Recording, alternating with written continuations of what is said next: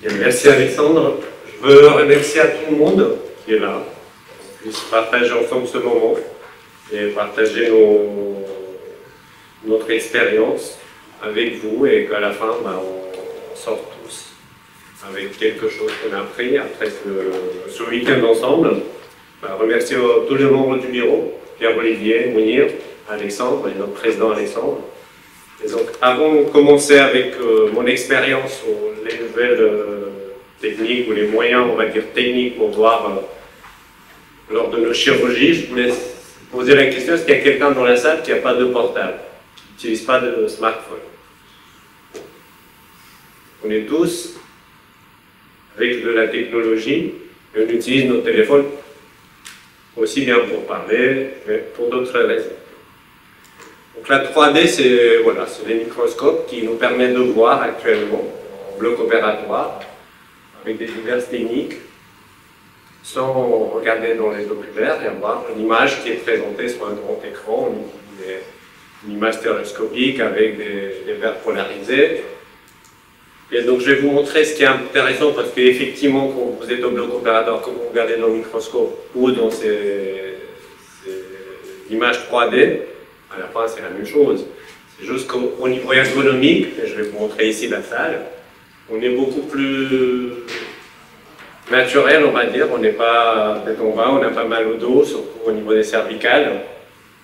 Et si vous avez l'installation dans un cas simple, où le fait d'opérer des droites, avoir une image agrandie, ça nous permet de voir, je pense, sur le plan statique, assez bien. Ça, c'est une image que vous voyez à l'écran. C'est assez bien au niveau de l'image. Et on arrive même à faire des pelages, à avoir une grande profondeur de champ et à avoir une unité sur l'image sans problème. Si forcément vous avez les deux images décalées, mais quand on regarde avec les lunettes polarisées, on voit comme si vous regardez au microscope. Il y a plusieurs systèmes qui existent actuellement sur le marché. Ce que j'utilise moi, ce qui a l'avantage, c'est que c'est un système que vous pouvez tout de suite passer aussi, utiliser vos oculaires. Donc, il y a plusieurs d'autres façons où soit vous êtes en 3D, soit vous n'êtes pas. Et une des avantages pour moi, c'est qu'en fin de journée, vous êtes moins fatigué, et surtout au niveau de ce que d'autres ils ont partagé ici, on a moins de soucis, on va dire, de statique. Et aussi, on peut partager et montrer aux autres ce qu'on fait exactement. Ce n'est pas restreint au niveau de l'opératoire et sonner. On a une image que tout le monde peut partager. Et sur l'apprentissage, je pense que ceux qui sont au niveau hospitalier ou si vous allez dans les cliniques des gens qui viennent de l'extérieur, vous pouvez partager plus facilement ce type d'image. Il y a un autre moyen, un autre progrès qui existe, c'est l'utilisation de l'OCT en intraopératoire. Effectivement, avant de faire un geste, je vais vous montrer ici un cas de patient diabétique pour lequel je prévois de faire un pelage de la limitante interne. Donc ça, c'est l'image juste avant de faire le pelage. Ça, c'est l'image que vous pouvez l'avoir déjà en consultation, c'est l'image préopératoire. Ça vous permet effectivement de rajouter cette image dans un microscope ou dans le système que vous avez à côté. Après coloration, on fait un peu de pelage, donc c'est pas l'OCT intraopératoire qui va vous aider. Ça reste classique.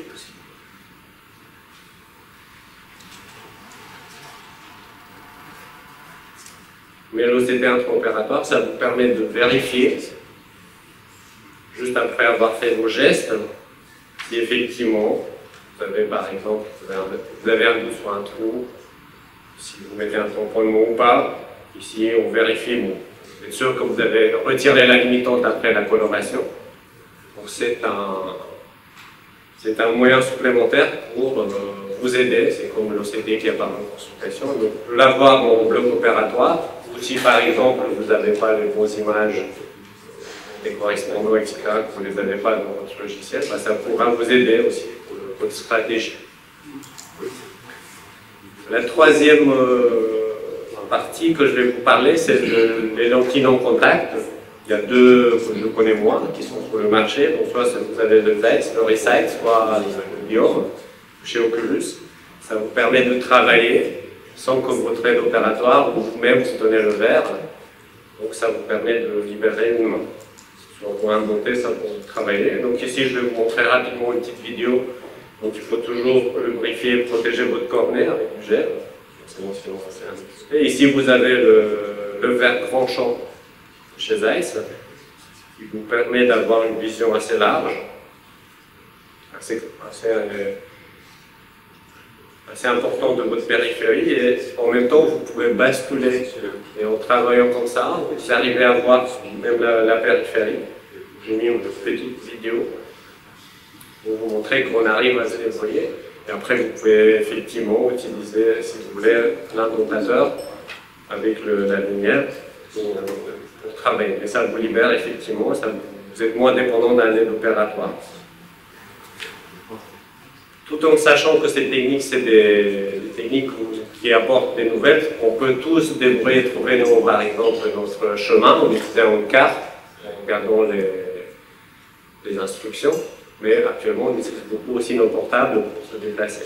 Mais dans certains cas, surtout dans le Resight Biome, si vous faites ça, vous ne pouvez plus utiliser la lampe à fond. Et on sait très bien qu'il faut aussi s'aider de ce moyen. Par exemple, si vous voulez faire un vrai shaving, et si vous avez une déchirure périphérique, pour pouvoir indompter et faire un pelage de la hyaluride et du vitré et traiter votre déchirure, pouvoir le faire. Si vous êtes, par exemple, avec un système de lentilles non contact, vous ne pouvez pas avoir les deux, vous ne pouvez pas les changer, ça devient un peu... Donc c'est un choix que vous pouvez le faire, et ça dépend de votre installation, et ça dépend aussi de l'équipement que vous avez accès au niveau de votre bloc opératoire. Dès le départ, je ne veux pas que vous soyez contre ces nouvelles techniques, je pense qu'il faut se faire son opinion. Et après, choisir si vous avez la possibilité entre ces aides qui peuvent être assez intéressantes dans certains cas au bloc opératoire. Merci beaucoup.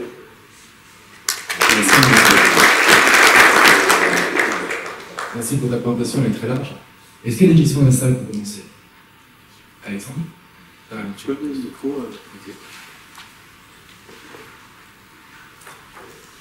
Est-ce qu'au niveau de l'OCT, jusqu'à combien de degrés tu peux aller faire une prise d'image? Est-ce que c'est que maculaire ou tu peux regarder aussi en moyenne périphérique? Ça dépend en fait quel type de lentille tu mets. Là, j'étais effectivement sur ma lentille plan cave pour faire mon pelage. Après, tu peux te décaler, par exemple, si tu prends un verre tranchant, mais tu ne peux pas aller très loin, tout ça dépend. Tu peux avoir des aberrations. Et ouais, tout ça dépend quel système optique tu utilises. Ouais, par toi, si tu avais un peu de PVR, tu regardes si c'était un trou, je sais pas, à l'équateur ou encore plus long. Je n'ai pas essayé encore, ouais, je peux dire. J'ai utilisé plutôt au niveau maculaire jusque-là, pour mon expérience, mais il n'y a pas de raison, je pense pas. Si après tu as du mal à faire le... Ouais. Je me permets de souligner un point. Ouais. Sur la discussion, c'est ma perception. Il y a une chose qui est faussée dans l'esprit des gens, c'est que ce n'est pas un nouveau système de visualisation, c'est un système de traitement d'image. Donc en fait, si on parle, nous ce qui nous intéresse, c'est comment voir mieux, c'est-à-dire sur amélioration du système de visualisation. Et en fait, c'est le traitement d'image, c'est toujours de la 3D, de la 3D. Et après, j'ose poser cette question parce que ce qui me gêne un petit peu, c'est que c'est sorti au moment où l'endoscopie allait devenir inévitable, et ça a permis de réenterrer l'endoscopie, puisqu'en fait les gens croient à la l'endoscopie. Pour l'endoscopie, c'est un vrai miracle dans le système de visualisation. Excuse-moi, mais pas ça. Ça, c'est juste du droit. Ah oui, mais c'est pas comparable. C'est pas... Non, mais les gens pensent que c'est un nouveau système de visualisation. C'est juste un traitement d'image différent. C'est un traitement d'image, effectivement. C'est la même chose que je l'ai dit, que tu la vois en opérant par les oculaires. C'est la même image, mais c'est agrandi. Tu peux, par exemple, dans certains reflets, avec le post-traitement de ton image, si tu as un technicien ou une personne qui est habilitée, donc à moins de reflets, moins de gêne. Mais ce que j'aime bien, par exemple, dans le système de Zeiss, c'est qu'effectivement, tu as toujours tes oculaires. Tandis que d'autres, il faut les enlever, et automatiquement, tu n'as plus accès à ton... Il y a un autre... Ah oui, ça reste la même chose, c'est pas un nouveau système, c'est pas une nouveauté. Tu vois la même chose, tu regardes dans les oculaires pour le complexe écran. Tu as l'avantage, effectivement, au niveau ergonomique, la position. Et sur certaines choses, par exemple, si tu fais des impacts laser sous air, autre chose, tu peux avoir un peu plus de post-traitement de ton image. Ça peut aider. Juste une question, est-ce que tu as essayé la 3D avec une lampe à fonte? Oui, si j'ai essayé, non. Non, tu n'as pas essayé? Non. Non, parce qu'automatiquement, c'est la lampe à fonte, mais pas le... Oui, mais ce n'est pas en 3D. Pas en 3D, tu n'as jamais essayé? C'est pour savoir si tu as le même coupe optique, la même sensation de coupe du vitré, de visualisation du vitré, quand tu es en lampe à fonte. Je vais l'essayer parce que là, en fait, j'ai fait des essais, automatiquement, ils sont venus avec un Théo 800 machin, où tu as le Reside dedans. Tu ne peux pas avoir la lampe à fonte et leur système Reside. Tu peux pas. C'est ce que je disais. Ah, donc effectivement, il faut savoir utiliser ça, mais là, j'ai fait demander d'avoir la lampe à fonte installée, une lampe à fonte externe, pas intégrée, dans mon système, parce que je n'utiliserai pas vraiment le système non contact. Je n'ai pas d'expérience en 3D, etc. Il y a autre chose, c'est que vraiment, ton plan focal, il faut constamment, parce que comme tu es né dans un tout petit, tu n'as pas de profondeur de champ, pas de polarisation, tu regardes vraiment sur l'écran, donc constamment, tu dois le mettre au point. Juste pour te répondre, en fait, j'ai essayé la 3D avec une lampe à fonte pour faire des triangulations. Au final, ça on a la même visualisation qu'avec les oculaires. En pratique, la qualité vient de la lampe à fonte, mais pas de la 3D. En fait, on a une visualisation avec les oculaires. Faire une triangulation avec une 3D. Ouais. Voilà. Ça change pas grand-chose. Après, ce que j'ai trouvé difficile, si tu dois mettre des points ou faire des traits ardentes, tu vois ce que je veux dire, c'est que ton plan, il est tellement... on peut regarder dans les oculaires, parce que j'ai encore un peu d'accommodation, je préfère, mais tu vois, quand tu es vraiment en 3D là, et si tu as les films, machin, constamment chercher, tu es tout de suite un peu à l'extérieur. Je vois du mal quelqu'un faire du strap, moi je le ferai en 3D, mais ça peut aider.